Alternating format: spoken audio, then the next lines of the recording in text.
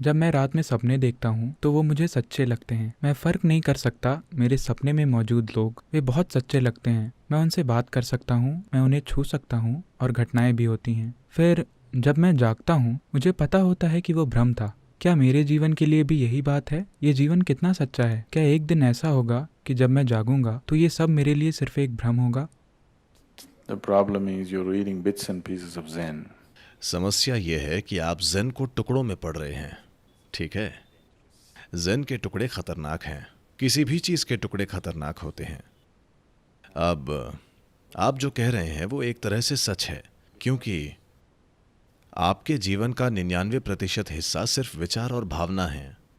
विचार और भावना सिर्फ जीवन को चित्रित करते हैं, वो जीवन नहीं है ना?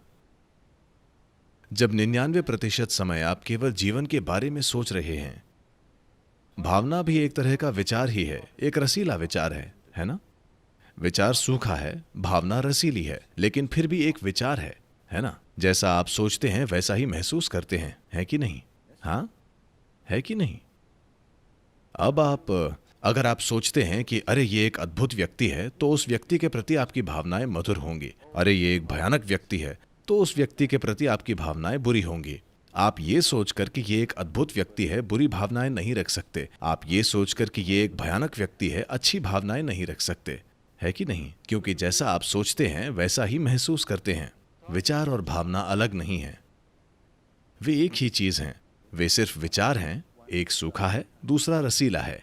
चूंकि ये रसीला है, ये लंबा चलता है, इसलिए आपको लगता है कि वे अलग हैं। तो आप ऐसे सोच सकते हैं। आज आप सोच सकते हैं ये एक अद्भुत आदमी है, कल उसका कोई काम आपको पसंद नहीं आता, आप अचानक सोच सकते हैं ये एक भयानक आदमी है। आपका विचार तुरंत 90 डिग्री मुड़ जाता है, पर भावनाएं इतनी जल्दी नहीं मुड़ सकती। वे लंबा समय लेती हैं। इसमें कुछ दिन या एक महीना लग जाता है, लेकिन कुछ समय बाद वे विचार से आकर जुड़ जाएंगी, है कि नहीं? हाँ, वे ज्यादा समय लेती हैं। भावनाएं तुरंत नहीं मुड़ेंगी, इसीलिए आपको लगता है कि वे अलग हैं। वे अलग नहीं हैं, वे एक ही हैं। ये सिर्फ विचार हैं, एक सूखा है, दूसरा रसीला है। तो आपका पूरा जीवन सिर्फ विचार और भावना है। तो ये एक सपने की तरह ही है। ये है। तो अब आप ज़ेन पढ़ रहे हैं, तो आप चांग त्सू को जानते होंगे, जिन्होंने एक बार ऐसा किया था। चांग त्सू एक महान ज़ेन मास्टर थे। उनके मठ में कई भिक्षु थे और वे एक जाने माने गुरु हैं।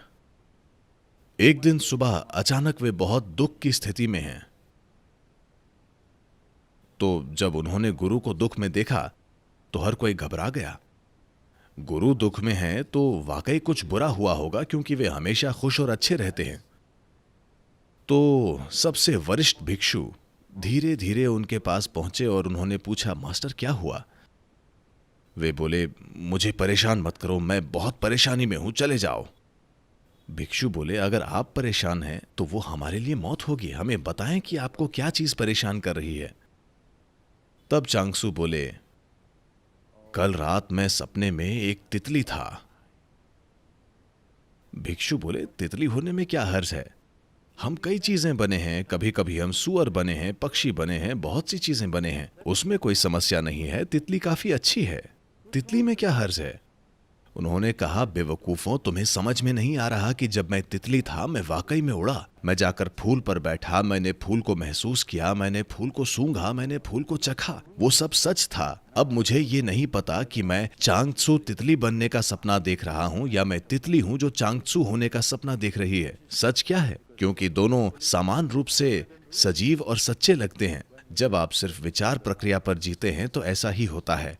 वे अपने भिक्षुओं को आध्यात्मिकता की बेहोशी से बाहर निकालने के लिए इसका एक विधि के रूप में उपयोग कर रहे हैं, क्योंकि लोग सूत्र और ये और वो पढ़ रहे हैं। उन्हें लगता है कि वे जो पढ़ते और सोचते हैं वही आध्यात्मिकता है, तो वे उनके मानसिक ढांचे को तोड़ने की कोशिश कर रहे हैं ताकि वे अस्तित्व से जुड़ जाएं। अगर आप जीवन का अनुभव कर रहे हैं, जीवन, विचार नहीं, भावना नहीं, जीवन, अगर आप जीवन का अनुभव कर रहे हैं तो ऐसा सवाल नहीं उठेगा। लेकिन जब आपका ज्यादातर जीवन सिर्फ विचार और भावना होते हैं तो ये बिल्कुल सही है, ये बिल्कुल एक सपना है, ये सिर्फ एक और चित्रण है।